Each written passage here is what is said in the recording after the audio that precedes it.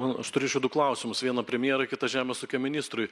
Premjerė, vakar finansų ministerijos atstovai biudžeto komitete labai gerai paaiškino, kad Europa RRF plane leidžia atsisakyti neįgyvendintų reformų ir tikslų, keičiant jas kitais dalykais.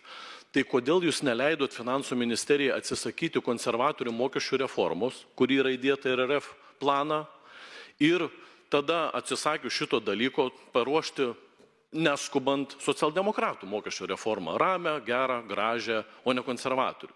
Ir taip neturėtumėt rizikos prarasti dalį lėšų iš RRF-o, nes jeigu dabar kažkas nepavyktų, išliktų tokia rizika, tai kodėl to nepadarė.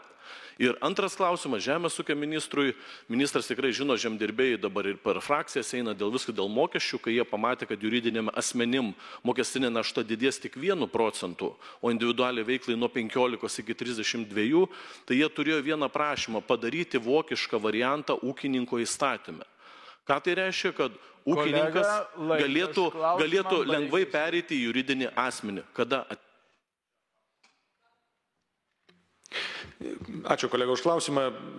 Finansų ministras bijau, kad ne vieną porą batų sunešiojo Briuselio koridoriuose, mėgindamas dėrėtis dėl tam tikrų įsipareigojimų. Ir aš manau, kad nei jūs, nei mes nesame tiek naivus, jog manytume, jog Europos komisija irgi tokia lengva ranka ima ir keičia tuos įsipareigojimus, kuriuos mes patys kaip valstybė prisėmėm. Taip, kad tikrai buvo įdėta nemažai pastangų, mėginant ne tik kai kuriuos įsipareigojimus ar švelninti, ar keisti, arba bent jau juos komplektuoti, paprastai tariant, taip, kad jie keltųsi į vėlesnius mokėjimų prašymų paketus, kad tas efektas būtų kuo mažesnis. Taip, kad tikrai finansų ministras padarė didžiulį darbą ir tam tikros interpretacijos arba užskaitos tam tikrų veiksmų, kuriuos mes atliekame, yra vertinamos geriau ir pozityviau, nei buvo galima manyti prieš tai.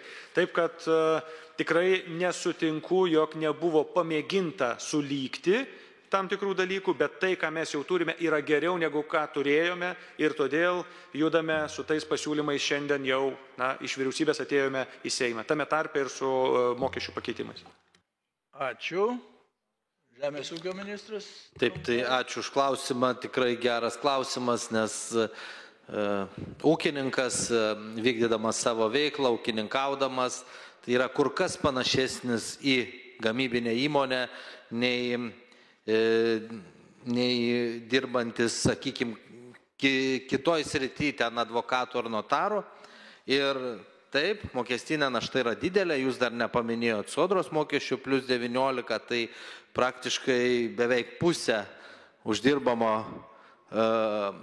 apmokestinamo pajamų reiktų atiduoti mokesčiams. Ką jūs siūlote? Taip, tai yra vienas iš variantų, pakeisti ūkininko ūkio įstatymą, ūkininką, kuris yra PVM mokėtojas, prilyginti juridiniam vienetui, tačiau reikia čia platesnių diskusijų, reikia bendro sutarimo ir su žemdirbių bendruomenė, nes yra tam tikrų niuansų, nes turėtų dar keistis dar mažiausiai 4 teisės aktai. Tai toks būtų mano atsakymas. Ačiū. Ačiū, linkim.